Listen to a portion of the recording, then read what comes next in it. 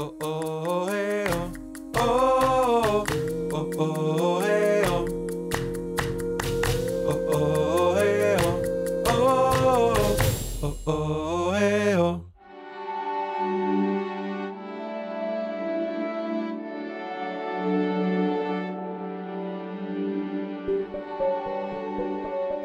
Cik daudz dažādi lauki aplūkojami laikmetīgās mākslas laukā.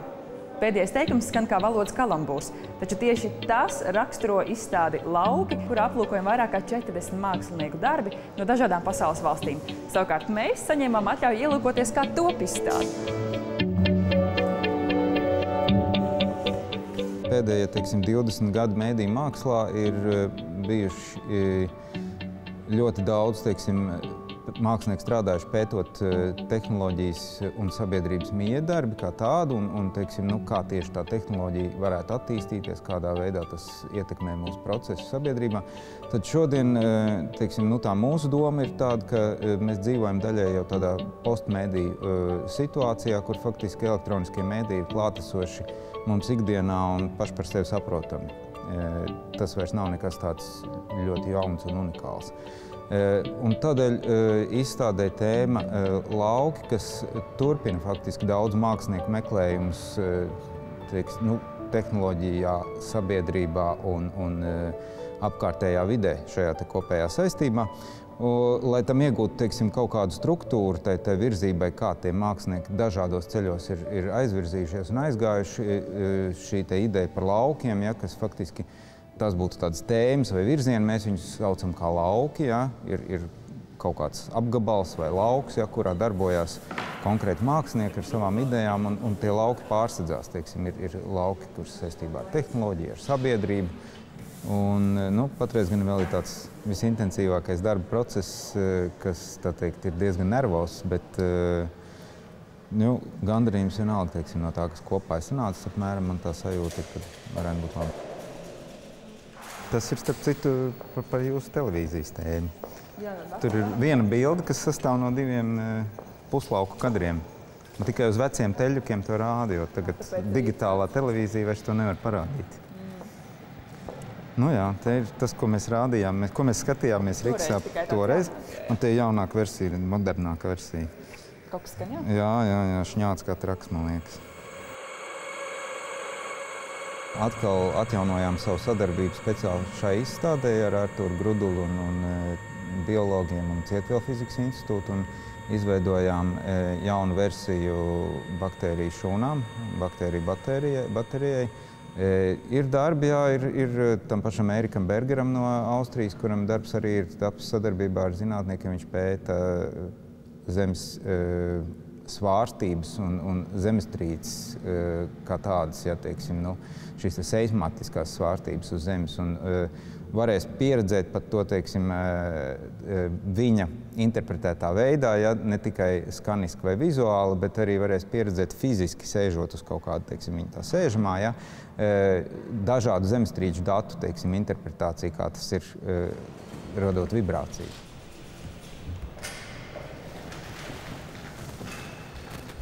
Jā, un šis ir viens no arī britu mākslinieku grupas darbs, kas izmanto datus no Snowdena nopludinātās informācijas.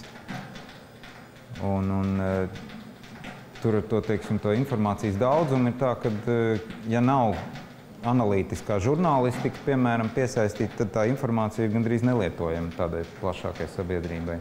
Viņa ir jāinterpretē, kaut kā jākontekstualizē. Bet šeit ir parādīts tas, ka tas iet tādā, milzīgā daudzumā kā reiz tagad, ir vienkārši tas tā datu plūsma. Gaida, un tad nākošā plūsma atkal. Jēdzieniskā nozīmē, sapratnes ziņā viņi nevar īsti izmantot, ja mēs viņu tā ņemam. Bet tad ir vēl uz tiem ekrāniem parādās tur kaut kādas, frāzes, un tur ir kaut kāda atslēgas vārdi no tā visa.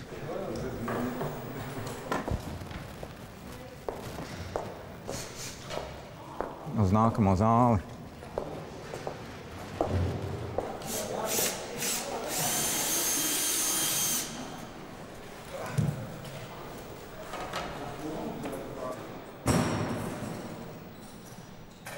So this is like this Šī ierīce uztver Zemes magnētisko lauku, un to jau esam pabeiguši. Skaņas, kuras šobrīd dzirdam, būs klausāmas radioaustiņās, bet šobrīd man nepieciešama jaudīgāka antena. Mihals ir sameklējis radio, un tās antenu domāja savienot ar mūsu izgatavoto uztvērēju. Domāju, ka tad viss darbosies daudz labāk.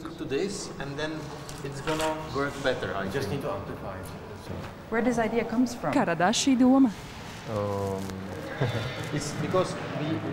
Mēs esam radījuši terminu imagosfēra.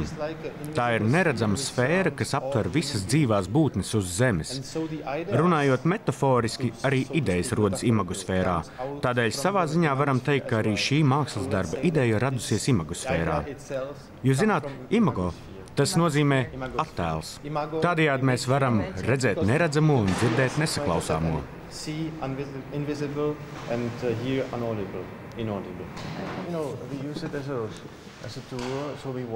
Šo ierīci izmantojam kā instrumentu, ar kuru pārvietojamies pilsētās un sniedzam cilvēkiem iespēju saredzēt un saklausīt iepriekš neuztverto. Jo patiesībā mums visapkārt ir ļoti daudz trokšņu, kurus nedzirdam. Taču, piemēram, putni šos skaņu viļņus uztver.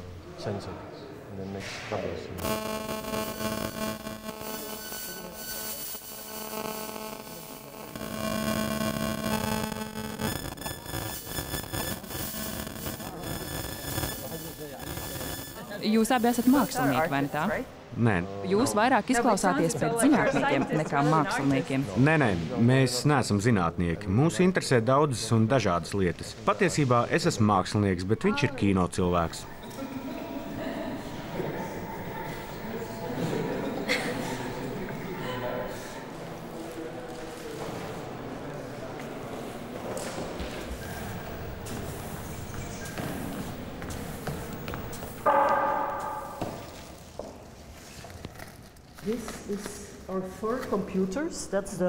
Šis ir viens no 4 datoriem. Šo mini-datoru sauc par aveņu pīrāgu. To mēs liksim pie sienas, identificējot vietas, kur atrodas bišu spieti. Izstādes laikā dators tiešsaistē saņem ziņas no Briseles par mitrumu un gaisa temperatūru bišu spietos un ārpus tiem. Tas nozīmē, ka varēsiet parūpēties par savām bitēm, kamēr esat šeit. Jā, tieši tā. Būtībā tā ir attālināta uzraudzības sistēma. Tas ir tas, ko šobrīd mēģinām attīstīt, jo nākotnē vēlamies radīt inteliģentu bišu spietu. Tas ir projekts, kurā esam apvienojušies ar 3 universitātēm. Ārējais stropa apvalks reaģēs uz bišu vajadzībām. Tas būs ilgspējīgs. Un vienlaikus tas ir arī mākslas darbs. Jā, arī tas. Lūk, piemēram, šo darbu izveidoja no bišu vaska. Taču nākotnē tas būs jāveido no cita organiska materiāla, lai varētu vienu kārtu izņemt no otras un apvalkā varētu ievietot sensorus.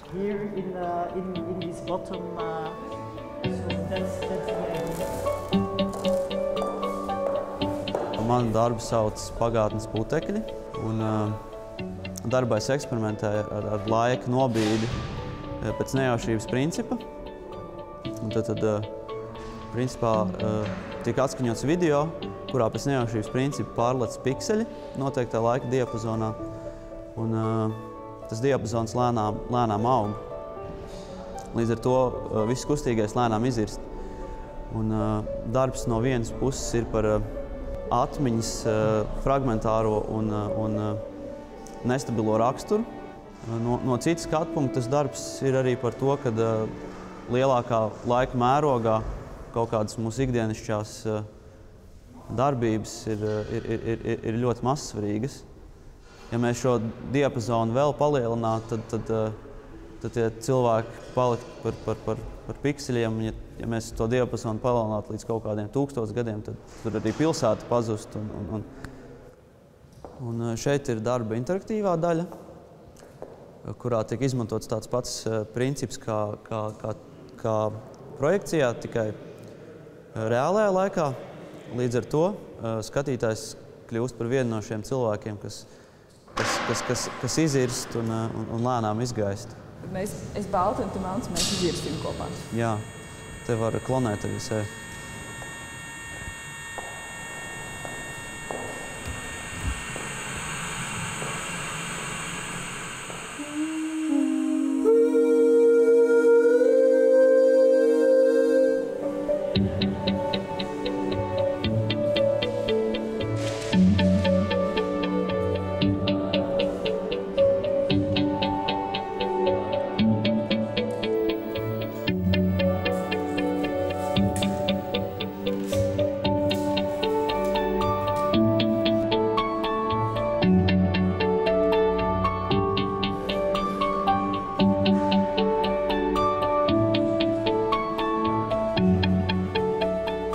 Pēdējās intervijas pagājis kāds laiciņš tomēr ir un sanāk tā, ka tagad jau viss tas, ko tu biji sapņojis pirmajā intervijā, ir īstenojies, vai tu esi apmierināts ar rezultātu? Jā, noteikti. Es esmu diezgan priecīgs par to, kā tas viss kopā veidojās, ja runājam par šo izstādi. Kā ir zinātne un māksla tagad, kad redz tos jau vairāk kā 40 darbus, viens otram palīdz, kādreiz traucē, kāda ir tā simbioze? Man jau pašam ir ļoti konkrēta pieredze ar zinātni, un es jau esmu stāstījis par to, ka ir vairāk darbi, kas ir kritiski ļoti, attiecībā arī par to, teiksim, kā var izmantojot elektroniskos saziņas līdzekļus, kā var novērot mūs. Redz, tad, kad Gabrāns atnesīs savus enzīmus, tad mēs varēsim ēst grāmatas. jo ideja ir tāda, kad mums nepietiek tie enzīmi vēderā, kur var pārstrādāt celulozi, kur var sašķelt celulozi. Un to var mākslīgi, viņš tagad ar biologiem arī pie tā strādā, lai to mākslīgi. Bet tas jau pa īstam notiek patiesībā militāriem mērķiem.